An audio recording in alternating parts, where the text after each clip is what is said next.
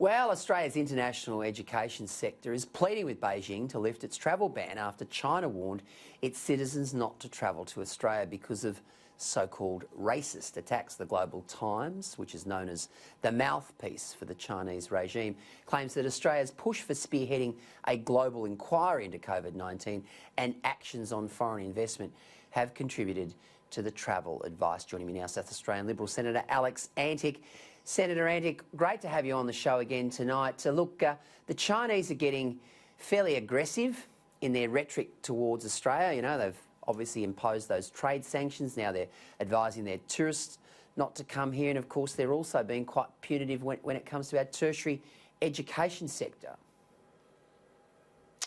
Well, thanks for having me on again, Gleeson. Look, that certainly seems to be the case. As you've just said, it appears that the message out of Beijing is loud and clear, and that is that we're going to rattle the cage. I think later today, in fact, the Ministry of Education in Beijing, the education arm piece of the Chinese Communist Party, made even more bold statements about the danger associated with students coming to Australia for apparent reasons of racism, violence, and even COVID-19, ironically. So it seems to be a bit of a trend. As you said, we've seen this kind of intimidatory tactics being used, threatening wine, barley, our abattoirs, and all sorts of other industries. So this seems to be the natural extension of this into what is also a very important area for us, which is the international student market.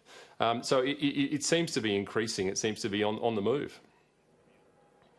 Alex, I had Peter Jennings on the show last night. He's obviously very, very au fait with what goes on in China. And he said, you know, this is classic, propaganda from the Chinese. He said it's about as hairy-chested as he's seen in a long time. But he also mentioned that it wasn't just Australia. He said they're picking fights around the globe. Yeah, look, that's right. We've heard the term wolf warrior diplomacy, and I think this is just another example of it, really.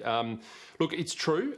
This seems to be a fight that's being picked with the West, in essence, and I note that there's also been reports today from KPMG and the University of Sydney that Chinese investment into Australia has dropped 60%, or did drop 60% between 2018 to 2019. Now, that ties in fairly closely with the Australian government's decision in relation to Huawei. But it's interesting to note that that is an experience which is, as you say, being shared by a number of our Western allies, the Five Eyes nations, the US, the United Kingdom and so forth. And it seems that China has taken the view that it's going to put that capital into countries which have signed up to the Belt and Road Initiative, countries like Mexico, Chile, Peru, Eastern European countries. So I think it was Warren Buffett who said that you can only tell who's swimming naked when the tide goes out. Well, it seems to be that China have now shown their hand in terms of their foreign investment strategy. I mean, this is as much to do with strategic leverage and who we can use in order to sort of influence as much as it is to actually making a dollar. From Australia's point of view, it's always got to be about Australia first. It's always got to be about what's in our national interests. And I was very gladdened to see that Josh Frydenberg, the Treasurer, has taken steps last week, as the Prime Minister has as well, to strengthen those foreign investment rules, and we'll be seeing that legislation come into the Parliament in the latter part of the year. So that's great news.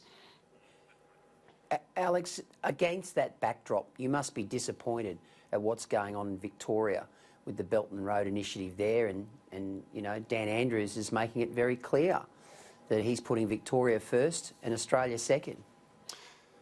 Yeah, look, I think that is an absolute head-scratcher, that one. I think more will become clear through the fullness of time. But look, it certainly does, as I said, it shows up what the game is here. And the game here is all about using capital as strategic leverage for the Chinese Communist Party all over the globe. We've seen strategic interests in various parts of the world, the South Pacific being gobbled up, this kind of predatory lending type tactics that we're talking about.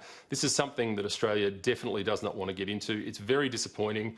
I think that message has been made loud and clear to the Victorian government. Who knows whether it'll be heard.